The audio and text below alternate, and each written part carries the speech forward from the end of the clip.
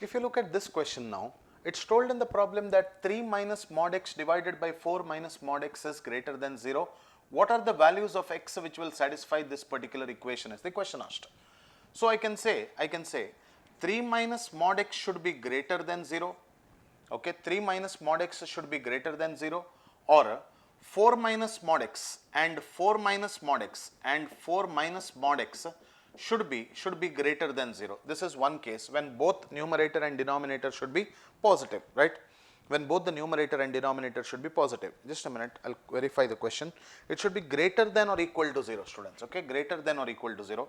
So this should be greater than or equal to 0. This cannot become equal to 0. Or the second case will be 3 minus mod x should be less than or equal to 0, and 4 minus mod x and 4 minus mod x should be less than 0. Correct or not? 4 minus mod x. Both should be positive or both should be negative. Only then in that case the answer will be positive. Correct? So I can say 3 should be greater than or equal to mod x. So mod x should be less than or equal to 3. Mod x should be less than or equal to 3. 4 minus mod x is greater than 0. So 4 should be greater than mod x, or I can say mod x should be less than 4.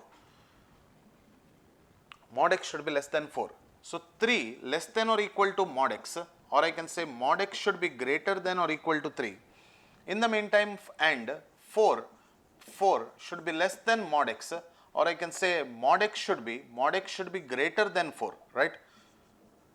Now looking at all these 4 parts here, it is and here, this is also and. So we can say mod x is lying between, mod x is less than or equal to 3 means the value will lie between minus 3 to plus 3, right? Minus 3 to plus 3. Union mod x is less than 4 means value can lie between 4 to infinity, or it can lie between where to where, minus infinity to 4.